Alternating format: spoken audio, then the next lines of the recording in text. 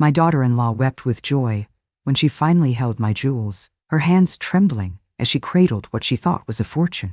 She had no idea she was holding a box of exquisitely crafted fakes, and that I, this sentimental old fool she had so cleverly manipulated, was about to become very, very rich. Hi everyone, I'm Grandma Adeline. My name is Adeline Monroe. I am 82 years old, and I am from the one and only New Orleans, Louisiana. This is a story I have never breathed to another living soul, not even to my own dear son. It's a story about a betrayal so deep it threatened to poison my every memory. But it is also a story about a secret. A wonderful, clever secret my late husband and I shared. A secret that ultimately became my salvation. My son knows his wife left him because her get-rich-quick scheme failed spectacularly. He does not know that I was the architect of her failure and the sole beneficiary of her greed. Gosh, it is a heavy thing to carry, the knowledge that you set a trap for your own family. You feel a shame that is not your own. You feel you must have failed somehow, that their avarice must be a reflection on you. For the longest time, I allowed her to make me feel small, to feel like a relic whose only remaining value was in the things I owned. I am telling this story now because I am done with that shame. I've learned that true value has nothing to do with carats or price tags, and I am telling it for anyone out there who has been made to feel that their memories are just commodities waiting to be sold. Before I begin, I would be so very grateful if you would lend me your strength. Please, take a moment to like this video and subscribe to our channel. Your support is a great comfort. It gives this old woman the courage to finally open the vault and tell the whole, sparkling, and rather wicked truth. Thank you, my dears. My life was a grand romance. My husband, my Charles, was a force of nature. He was a cotton broker who built an empire from nothing, but his true business was life itself. He believed in living beautifully. Our home was always filled with music and flowers and the laughter of friends. He wasn't just my husband. He was my partner in a 50-year-long adventure. Charles loved to spoil me. He would bring me gifts from his travels all over the world, but his greatest gifts were the jewels. He had a passion for them, not just for their value, but for their stories, their history. Over the decades, he curated a small but magnificent collection for me. Each piece marked a milestone in our life together. The centerpiece of this collection was a suite of jewelry he had commissioned for our 30th anniversary. He called it the Garden District Suite. Oh my goodness! They were the most beautiful things I had ever seen. Pearls the size of robin's eggs, emeralds the color of a Louisiana swamp in the summer sun, and diamonds that sparkled like the stars over the Mississippi River. Every stone tells a story, my love, Charles had whispered, fastening the necklace around my neck. The pearls are for our years of quiet joy. The emeralds are for the evergreen love I have for you. And the diamonds are for the fire you still light in my heart. That was my Charles, a poet to the very end. Those jewels were never just jewelry. They were our story, rendered in pearl and stone. They were priceless to me, long before anyone ever put a price tag on them. But Charles was not just a romantic. He was a shrewd, practical man. This was in the early 90s, and there had been a series of very sophisticated jewel thefts from some of the old families in the quarter. He became worried. "Genevieve," he said to me one evening, "I would rather lose 1,000 bales of cotton than a single one of your pearls. These pieces are for you to wear, to enjoy, not to be locked away in a bank vault." And so, he did the most brilliant thing. He took the entire Garden District Suite, along with a few of my other favorite pieces, to the finest jeweler in Paris. And he had a perfect, flawless, museum-quality replica made of every single one. The real jewels were placed in a quiet, unassuming safe deposit box at our bank. The fakes, which were so perfect they could fool even a trained eye without the proper equipment, were the ones that lived in the velvet boxes in my bedroom safe. They were my traveling jewels, my worry-free jewels. It was our clever little secret. We had one child, Our son, Arthur. He is a wonderful man, a professor of poetry at Tulane. He has his father's kind soul, but none of his fire or his shrewdness. He has always lived in a world of beautiful words, happily leaving the world of beautiful, valuable things to his father. And then to me. He is a gentle man, perhaps too gentle for this world. And then, 4 years ago, Arthur brought home Charlotte. She was, in a word, perfect. An art consultant for wealthy clients. She was beautiful, she was intelligent, and she treated my son like he was a king. She would listen to him recite poetry for hours, her eyes wide with what appeared to be rapt adoration. She was a master of charm. She never spoke of money. She spoke of beauty, of history, of aesthetics. She admired my home, my art, my life. She made me feel utterly cherished. Oh, Genevieve, she would sigh, looking at a portrait of my mother. To live a life surrounded by such history, such meaning, it's what we've lost in the modern world, isn't it? Everything is so disposable now. She was so clever. She understood that the way to my heart was not to ask about the value of my things, but to praise the value of my memories. I fell for it completely. I thought my gentle, poetic son had found his perfect match, a woman who understood the value of a life well lived.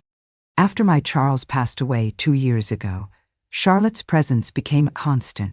She and Arthur were my rock. And Charlotte, in her quiet, efficient way, began to help me organize my life.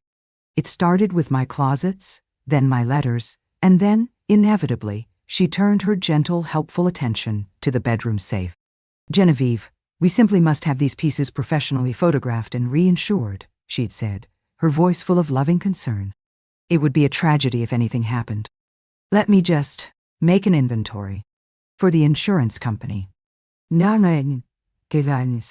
She would spend hours in my bedroom, with the velvet boxes spread out on the bed, making notes, her touch gentle and reverent. I thought she was a devoted daughter-in-law, protecting my legacy. I didn't realize she was a wolf, patiently counting the sheep before the slaughter. Charlotte's siege was a thing of terrifying, patient beauty. It was a masterpiece of emotional manipulation, waged not with aggression, but with a suffocating, cloying kindness. She never demanded anything. She simply arranged things for my own good. She began by isolating me, always under the guise of concern for my well-being. My weekly bridge game with my oldest friends was the first casualty. Oh, Genevieve, she'd say with a worried frown, I hear Lucille has a terrible cough, and you know how fragile your immune system is. Perhaps it's best if you skip bridge this week. I wouldn't want you catching something. The first week became the second, and then the third, until my friends simply stopped calling. She took over my social calendar, managing it like a CEO. My charity luncheons were deemed too taxing. My volunteer work at the Historical Society was too dusty. My life, once so full, became smaller, quieter, and more confined to the beautiful, lonely walls of my own home. My only regular companions were my son and his watchful, smiling wife. Her primary focus, however, was always the jewels. She spoke of them constantly, with a reverence that, in hindsight, was utterly ghoulish. She wasn't just their curator. She was their self-appointed guardian. We simply must be more careful, Genevieve, she would say, her fingers gently touching the paste diamonds. Wearing these out, it's such a risk. The world isn't as safe as it used to be. She was building a narrative of fear, a narrative where the jewels were a constant source of danger, a burden that I, a frail old woman, was ill-equipped to manage. She was creating the problem for which she would later offer the solution. My son, my dear Arthur, was her unwitting chorus. He saw only a devoted wife, concerned for his mother's safety. Charlotte is right, mother, he'd say, his face full of gentle worry. Maybe you should wear them less often. It makes her so anxious. He didn't see that her anxiety wasn't for me. It was for the asset. He was so blinded by his love for her, he couldn't see the bars of the cage she was building around me. The final, brilliant, and utterly diabolical stage of her plan began about a year ago. She came to me one afternoon, her face a mask of grave seriousness. She was holding a newspaper. "Genevieve," she said, her voice a low, concerned whisper. "I think you need to see this." The article was about a notorious ring of jewel thieves who were targeting wealthy widows in the South. The story was terrifying, filled with details of home invasions and sophisticated safe-cracking. It was, as I would later discover, a complete fabrication. A fake news article she had paid a graphic designer to create and print, a single copy, just for me. "They're getting bolder," she said, her eyes wide with fear. "And this house, this neighborhood, were a target. I haven't been able to sleep for weeks just thinking about it. About someone breaking in here, trying to get to the jewels, trying to hurt you." She let the fear hang in the air for a few days. She let me worry. She let me imagine the scenarios she had so cleverly planted in my mind. And then she presented her solution. "I've been thinking," she said, taking my hands in hers. "And I have an idea. It's a bit unconventional. But I think it's the only way to ensure the jewels, and you, are safe." Amen. Her plan was an elaborate piece of theater. She proposed that we stage a theft. "We will hire a private, discreet security consultant," she explained, her voice a low, conspiratorial murmur. "He will come to the house and steal the jewels. We will then file a police report. We will file an insurance claim. The world will believe that the stars of Sophia are gone, stolen by this notorious ring of thieves. And you, my dear Genevieve, will no longer be a target." It was brilliant. It was insane. And it was, on its surface, a perfect solution to the problem she herself had invented. She had created the disease, and now she was selling me the cure. I, of course, played my part. I was shocked. I was hesitant. I was afraid. "Oh, I don't know, Charlotte," I'd whispered. "Deceiving the police? An insurance company? It feels so dishonest." "It is not dishonest, Genevieve," she said, her voice firm and reassuring. "It is strategic. It is the only way to protect our family's legacy from the real criminals. Sometimes you have to fight fire with fire." My son, when she presented the plan to him, was hesitant at first. But she was a master at manipulating his love for me. "Arthur, darling," she'd said to him, her eyes welling with tears, "I cannot live with the constant fear that someone is going to break in here and harm your mother. This is the only way I can think of to guarantee her safety. Please, let's do this for her." And so, he agreed. He believed he was participating in an elaborate ruse to protect his mother. He had no idea he was an unwitting pawn in a plan to defraud her. The theft was scheduled. The security consultant, an out-of-work actor Charlotte had hired, was given his instructions. He was to break in, make it look convincing, and take the velvet boxes from the safe. He would then hand them over to Charlotte, who would place them in a secure private vault she had rented under a false name. The night of the staged theft, I played the part of the terrified victim to perfection. We called the police. I gave a tearful, trembling statement. My son comforted me, and Charlotte, my daughter-in-law, my protector, looked on, her face a perfect mask of sympathy and relief. She had done it. She had successfully protected the jewels from the world. Now, they belonged only to her. The immediate aftermath was a period of calm. The police investigation went nowhere, as expected. The insurance company paid out the claim, a substantial sum which Charlotte, of course, managed on my behalf. And the jewels, the beautiful, worthless fakes, were safely tucked away in her private vault. She thought she had won. She thought the game was over. She had no idea it had just begun. She started by selling the smaller pieces first, the less significant brooches and rings from the collection. She would tell me she was diversifying the asset, reinvesting the money in a high-yield fund. I would just nod, pretending to be a confused old woman who didn't understand such complex financial matters. I had a private investigator, a discreet gentleman recommended by my lawyer, who tracked every single sale. Each one was made through a shady, back-alley dealer who paid pennies on the dollar for what he believed were stolen, high-end jewels. Charlotte wasn't just a thief. She was an incompetent one. She was so blinded by her success, so contemptuous of my intelligence, that she was practically giving away a fortune in paste.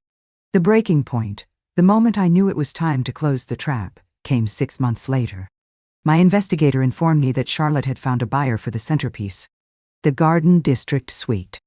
A wealthy, but rather unsavory, international businessman with a reputation for dealing in stolen art and jewels. The price they had agreed upon was a fraction of its real value, but it was still a life-changing sum of money for her. It was the culmination of her entire scheme. She told me she was taking the suite to a specialist in New York to have it cleaned and reappraised for the new insurance policy. It was a lie, of course. She was taking it to be sold. I looked at her, my heart a cold, hard stone in my chest. I knew this was my last chance.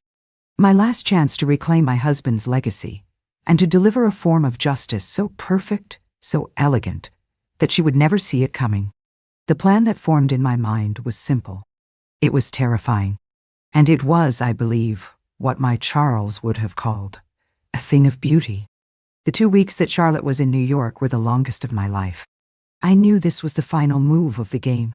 My investigator kept me informed. He confirmed that Charlotte had sold the fake Garden District suite to the unsavory businessman for a fraction of its supposed worth, a tidy sum for her, but a pittance for what he thought he was getting. She had the money. She thought she was free. She was on her way home, no doubt planning her new, wealthy life. But while she was finalizing her shabby little deal, I was finalizing mine. My first move was to go to the bank. I walked into the vault with the key my husband had given me 30 years ago. I took out the real stars of Sophia.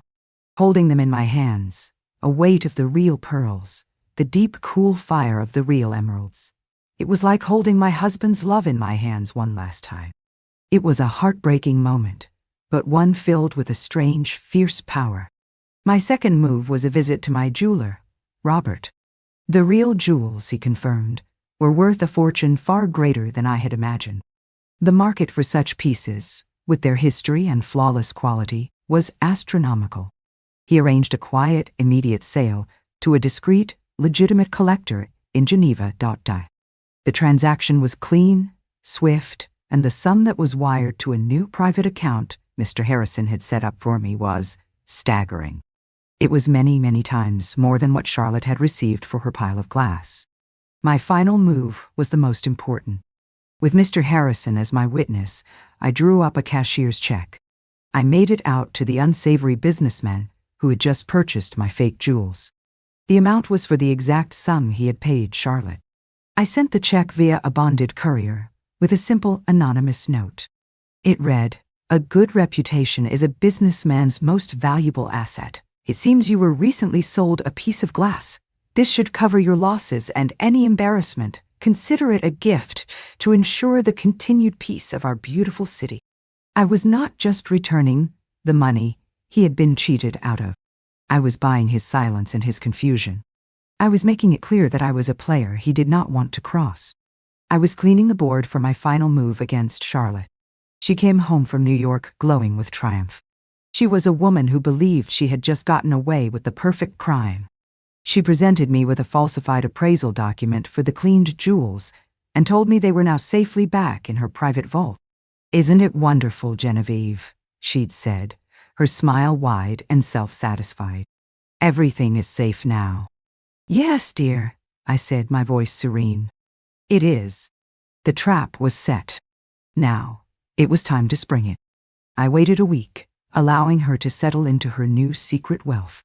Then I asked her and Arthur to join me in the drawing room. I told them I had a surprise. I had arranged for 2 guests to join us. The first was Mr. Robert, my family jeweler. The second was a man named Dr. Alistair Finch, the head curator of decorative arts at the City Museum. Charlotte's smile faltered when she saw them. Her eyes darted nervously between the 2 men. "Mother, what is all this?" Arthur asked, confused. "I have been thinking a great deal about legacy lately," I said, my voice calm and clear. And I have made a decision.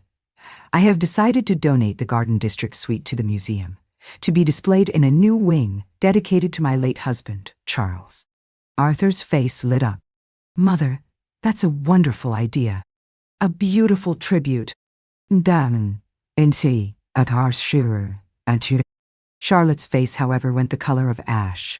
Donate them, she stammered, her voice a strangled whisper. But they're not safe. The insurance. We can't possibly. Oh, but it's perfectly safe now, dear, I said, looking directly at her. After all, you went to such great lengths to protect them. So I've asked Mr. Robert to retrieve them from your vault this morning and bring them here, so that Dr. Finch can formally accept our donation.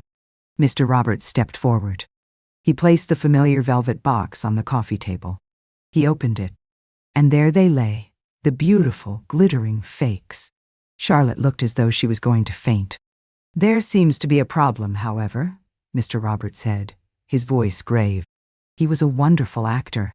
He picked up the necklace. I had a look at these this morning, and I'm afraid, Genevieve, that these are not your jewels. They are paste, an exquisite copy, but utterly worthless. My son, Arthur, stared at the necklace, his face a mask of pure confusion. What? But that's impossible. They were just in the safe. Dr. Finch, the curator, leaned forward and examined them with a practiced eye. He sighed. He is correct. This is a very fine replica, but it is a replica nonetheless. We could not possibly accept this for the museum's collection. Leon? And then I turned to my daughter-in-law. My voice was soft, but every word was a drop of ice. Charlotte, my dear, I said, this is a terrible mystery. The only person who has had access to these jewels, the only person who took them to be cleaned in New York is you. Can you possibly imagine what could have happened to them? She just stared at me, her mouth opening and closing, no sound coming out. Her perfect, clever plan had crumbled into dust around her. She was trapped, exposed. In front of her husband, in front of the two experts who could ruin her reputation in this city forever. She looked from my face, to her husband's dawning horror, to the worthless glass in the box. And in that moment, she finally understood. She didn't just understand that I knew. She understood that I had been one step ahead of her the entire time. She stood up, gave a small, choked sob, and she fled the room. She left that night. She packed a bag and disappeared. She knew she was beaten. She knew that I had a story I could tell that would destroy her. And she knew that the money she had gotten for the fakes was a pittance that would not last her long. She had traded a lifetime of security and family for a handful of quick cash. Arthur was heartbroken, of course. The truth, when I finally told him, was a terrible blow. But he is a gentle soul, and his heart, though broken, is healing. The divorce was quiet. He is painting again, finding solace in his art. We are a team again, a quieter, sadder team, but a team nonetheless. The money from the real jewels? I used it to create the Charles Devereux wing at the museum. His legacy is now permanent, a gift to the city he loved. And I endowed a fund in my daughter's name to support local artists. Her legacy is now one of creativity and generosity. I learned that a person's true character is revealed by what they do when they think no one is watching. Charlotte thought I was a sentimental, foolish old woman. She saw me, but she never truly saw me. She saw my jewels, but she never understood their story, their secret. She was so focused on their monetary value that she missed their real worth entirely. And I learned that sometimes the most satisfying revenge is not to destroy your enemy, but to simply let them destroy themselves with just a little elegant push in the right direction. So, if you are out there and someone is trying to take what is precious to you, remember this old woman. Do not play by their rules. Use your own. Use your history. Use your secrets. And never, ever let them forget that the most valuable things in life are the ones that cannot be appraised. Thank you for letting me share this little story of secrets and sapphires with you. It's a good reminder that not all that glitters is gold. If you've enjoyed this tale, please do take a moment to like the video, subscribe to our channel, and press the notification bell for more stories. And in the comments below, I would love for you to share a story about a time a secret turned out to be a wonderful surprise. Love you all. This is Grandma Genevieve, and I'll see you in the next story.